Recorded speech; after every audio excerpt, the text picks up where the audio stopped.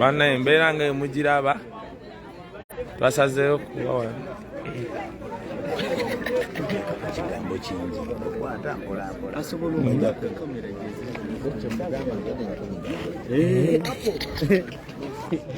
Abasajja batugambye abatadde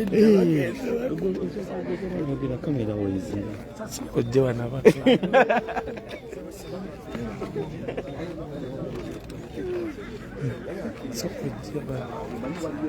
kyekigenda mumaaso tuli wano tulinze baganda baffe abaka bateereddwa era ffe tetugenda kuvaawo mu mbeera yonna bannamateeka batuuse.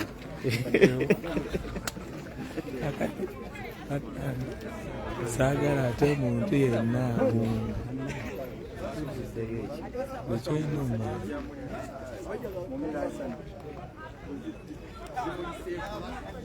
gwe yenna aliyo ndowooza okiraba embeera bweri naye tiringa abaleebwe nti naamu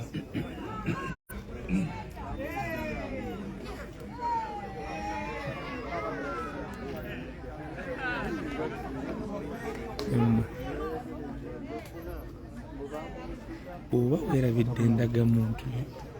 ofudde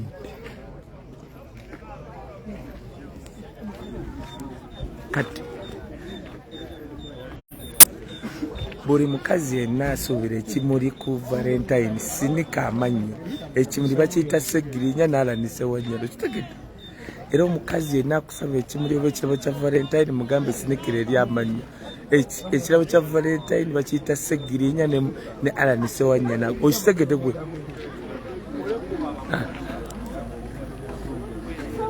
kansooke mmala okulaga abakabi abali wano. Ono alina eka z'ettaka nga 2 naye yaziresemu n'amusaba ono ente zeewaabwe zonna nezajjajjawe yazirina abaana batamiddwa sebo petuli muku bannange ekiri kansomate mami kansooke nkwate ku mukulu ono naleka kusoko kwata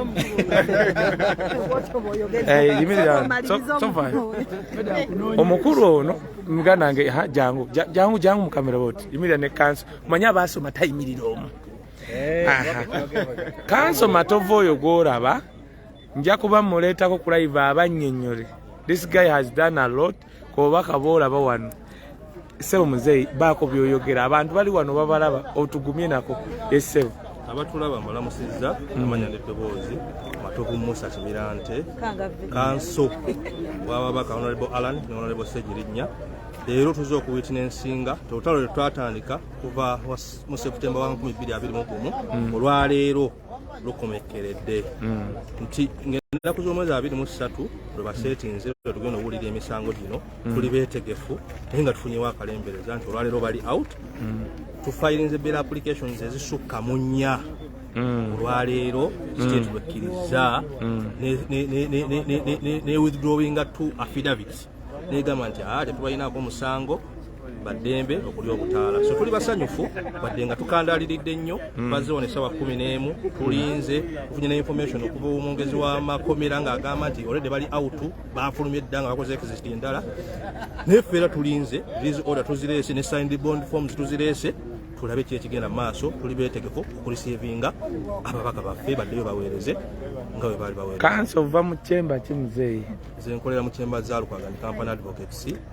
ku Media Plaza Kamocha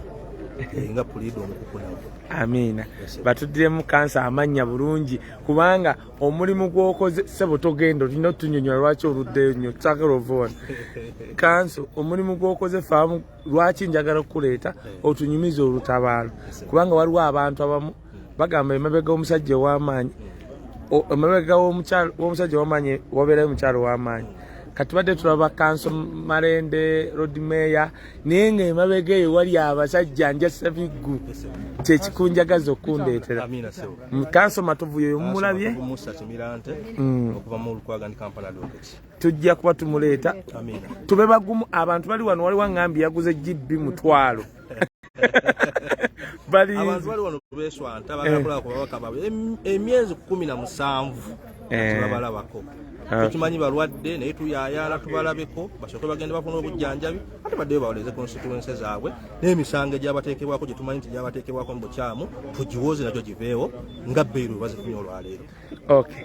muganda wange sooka olinde kanso abadde tayogera luzungu yimirira ate wano nkolayo bulungi. Aha, very good. Sebo n'otuteeka wano okuva essaawa mmeka tulinda gwe emmotoka waŋŋamba omanyi ovuga emmotoka kyekibadde oba tugambye muzeeyo muze bitya sooka onyonyere ku bannayuganda kuba obadde ffe tuli wano batugaye empapula abakozemu ekisobo mwe temwalabyewo full stop batuwuliriza era batulaba bannayuganda balamusizzaako nnyo. Omukulu Wisdom ambuuziza ekituyisiza nnyo e Masaka kibadde nti enteekateeka zonna zawedde ku ssaawa 11 naye twafunyeemu mu mateeka bakayita kakiriiki katinitini twali tutuuseeko we tutuuse bagenda okebera empapula ng'omusango bataddeko kesifayiro ndala nnyo ate ne tuddayo emabega tujje tutereze ekintu ekyo tekyabadde kigenderere abaasoma okulota ensobi eyo ate nze siri munnamateeka kiri kibadde kyamateeka kanso matovu ate n'ekirala okutangazaamu ensobi eyo fwe tumala okuva mu kooti ensobi eyo yakoleddwa abakozi ba kooti kubanga be balina olukusa oba n'obuvunaanyizibwa okufuna information omulamuzi gy'aba awandiise ku fayiro okugizza mu kompyuta oba mu byuma ebyabazungu so bwe bakoze ensobi eyo tekiri eno tumanyi oba kyadde deliberate oba yabadde human error. Yes, tetukimanyi nekyazze kubanga buli omu bwadde atubuuza kaye kuba kanso bonna abali awo kanso matovu kanso hu ne bakola ekyo segeza ensobi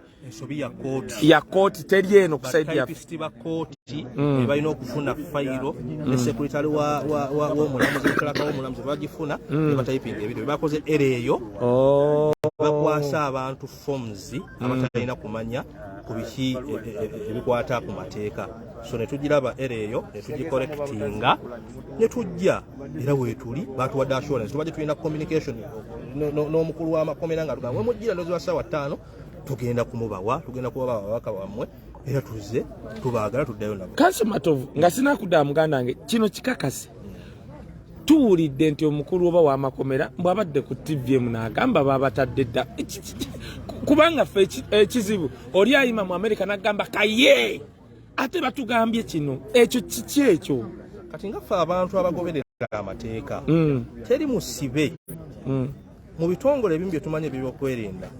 tumanyi nti ekitongole ky'amakomera kiri so strict and sensitive kitegeeza ki tosobola kujja n'oyingira buyingizi komera oba n'olifuluma bufulumi omusibe yenna ayingira ekkomera bw'aba afuluma alina foomu eziva mu kooti gye bayita release order omukulu makomera gy'ateekako omuki omukono nga omulamuzi oba registrar wa kooti amulagira nti omuntu ABCD Mutebo Nambiro kubanga emisango gy'ayina gimuggibwako oba aweereddwa beyiro waliwo n'ekiwandiiko ekirala kye bayita bond form bond form eyo esayiningibwako ba sureties abeeyimiridde omusibe ne mugireeta n'omusibe yennyini n'agikola ki n'agisayiningako nga ne ba sureties abo webali nti gundi mumanyi yanneeyimiridde kateekeko nange ekinkumu kyange kati baba batadde batya nga ebyo byonna tebikoleddwa era biba bikoleddwa bamenye mateeka neyanziza oyo ye Kanso Matovu ate nno mmwe abagala okunkwata mu ngenda empola nyina bakanso wano muganda wange ono tuvudde wala Kanso Matovu abakulu bano bajjako ewange nyina akayumba katonotono naye nga ffenna tuyimiridde tetwasoma mateeka nga tugamba katwogere tulabe naye nze njaga kukwebaza mu maaso ga bannayuganda omukulu le Kanso Matovu yakoledde wamu ne balooya betumanyi naye nga abadde mabega wa kintu kino ajja kujja lumu atunyumiza olutabalo lwonna ono nga we mumulaba kati gosobola okubeera eyo nga ffe tumanyiko bamalende bokka naye nga emabbali tetumanyiyo basajja babadde mabega wano bamaanyi mukulu Kanso weebale nnyo njagala ensi abantu bali wano Amerika luddawa oyo Kanso Matovu batumidde nnyo abali mawanga ag'ebweru abali wano mu Uganda bonna batumidde nnyo naye nga ffe ekigendererwa kyaffe amateeka twagasoma sigafunamu ssente kuweereza abantu abatalinaako mwasiriza. Waliwo wanangambye mu America agaye naye kaye mu this electronic era why transport documents physically eno Uganda baagala hard copy. Twakirabyeko emisana mukama waffe oba Lead Council Lord Mayor yasokwako yazze ne scanned copy ng'agina mu soft copy ku simu ne bagigana nga bagaba akaleri era tugirese kiddako bwe batadde tukiba kya bumenyi bw'amateeka era tujja kugenda mu kooti tukyalenginge ekitegereka kati yambuuziza muganda wange ekyo Uganda Lord Mayor yazze nayo ku simu kubanga ndabye wano ogamba lwaki temwakisense ku email mu kifo ky'okutambula bwekyo ekibadde muganda wange ono yarwisizaawo n'addira abaasoma bano bakanso matovu n'atuliisa capati enkalu n'atukola buli kimu. Ekibuuzo ekisooka abantu babuuza singayo era mwagirabye mutuuse Kampala ne bakuba batya empapula ezo n'otusooka zisoma wabadde osanyuse nganze kwega wakutte empapula n'odduka emisinde n'ogamba bannange kati watuse mu kkubo n'osoma oluzungu. Ekyamazima yabadde ssanyu lingi ate ng'egye tulina okukkiriza mu abo abaasoma tebayinza kukola nsobi olwasomyemu bakuwadira akasoma kadde katini nnyo nti omusango gukyuseemu just case number yekyuseemu si bino ebirala byonna kati nga case number tebayinza kujja wano kugisayiningako ate tebalina case number endala wano so nga tulina okurectifying ensonga eyo tuleete empapula ezijjudde ensonga lwaki tuddeyo okwo kyamazima era kitutte essaawa endala nga 2 omulamuzi yanyuse owa stamp yagenze kooti eggaddeyo ebya Uganda nga obimanyi omulamuzi wakunoonya waka tuvudde Masaka ssaawa 3. Mubuuze mama soko gyompeeko wano ojerera kibuuza soko gwe nno muganda wange yogera amannya bulungi bakutegere nze nkumanyi maaso kiwadde amanya nze Bosco Mawanda nga ndi mutono Ssegilinya Muhammad ndakukebera mami omanyi bagenda ne bagamba nti abawagira opposition balyagire wetubula bayonga mmwe naffe ne tubateeka wano sooka oyogere ku mannya n'abantu bali wano. Nanaga amanya nze Nampiima Eva omuwagizi wa Honorable Ssegilinya Sewanyana bonna obwedde empapula tuzireeta naye nga omanyi gozirindi abeerabeeramu naye era tumaze ne tuzituusa tuzituusiza mwebale kusabeera Katusabe ne wano babatuwe wano simanyi balooya bayingidde anti bayinza okwekwasa obudde biki naye kyemmanyi tuli wamu ne Mukama era ali wamu naffe. Amiina. Kansooke ndageko katono nnyo abantu wano ekozi sebo nkulage nange wano bannange omanyi amaanyi tebagoogerera abonna bannamawulire mbalaba power bank omwana yagisudde eri gy'omanyi yeegumba kati omanyi lwaki ngamba ogenda okebera njagala gira oba ekyakyaji nga tugenda tugiraba oli kuki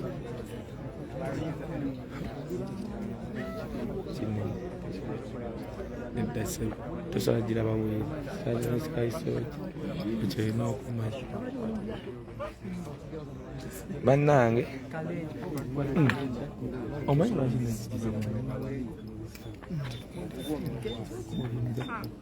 omuliro gugenda kuggwako naye yagwe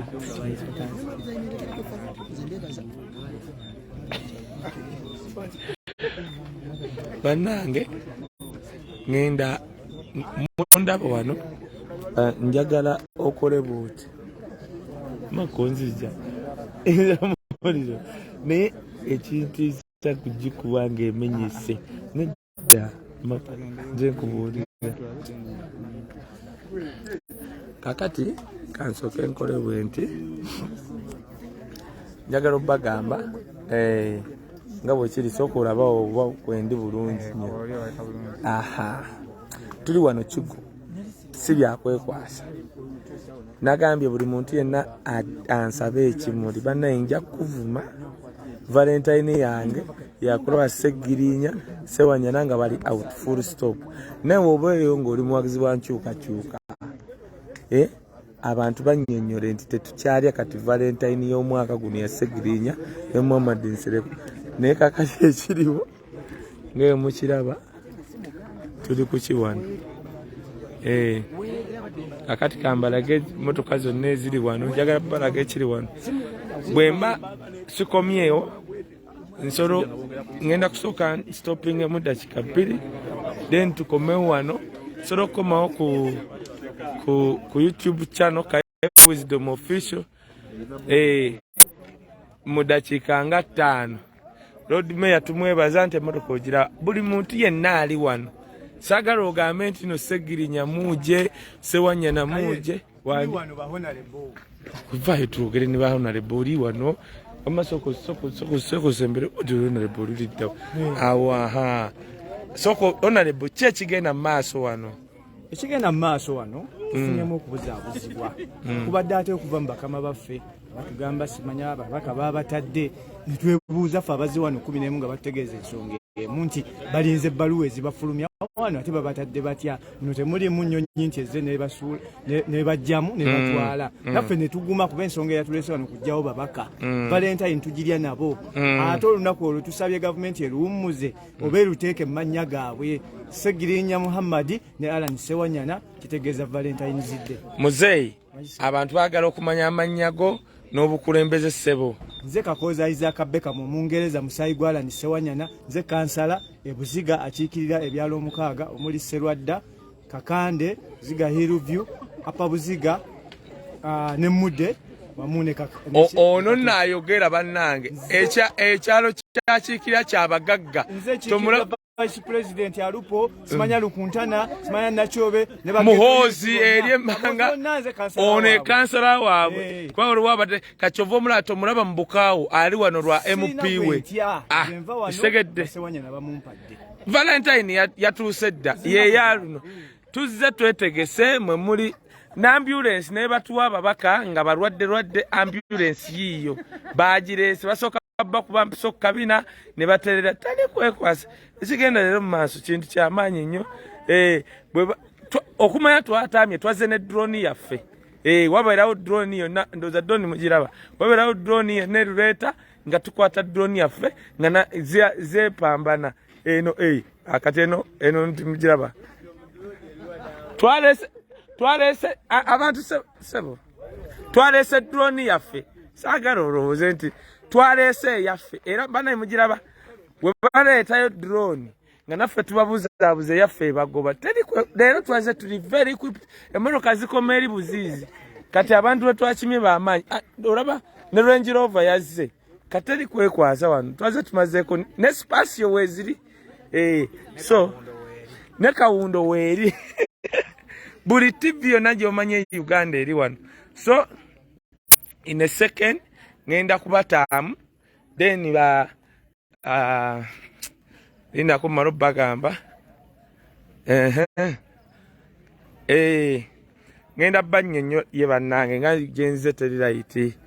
kakati kambanye soko olabeka ndabikako omutwe olabika n'amaaso kakati tulinze balooya bayingidde munda naye nga mbagambye abantu bangi nnyo wano ab'amawulire bonna bali wano tulinze just in a second ngenda komerawo ku YouTube channel Kaye Wisdom Official in a second then ndabe kigenda maaso kati goba oli ku Facebook page nkomawo ku Kaye Wisdom Official genda ku YouTube channel teekamu Kaye Wisdom Official kwadde dakiika 10 then nzire wali tubenga tuli live tulina okukuma n'omuliro kubanga njagala nkutwale nga Ssegilinya afuluma nga omulabako naawe muva ku bino ebigambo by'abantu abagamba nti babatadde tekiriyo bakinyonnyodde babadde baagala tuve wano naye tetugenda kuvaawo so tukomawo mu dakiika 10 tugenda kuba tukomawo mwabe Canada ludda abagamba banaye nti mwebase banaye mwagala kwebaka banaye teweebaka mirayo ku piruzi ezitaleeta tulo nywa ku Red Bull kyekyo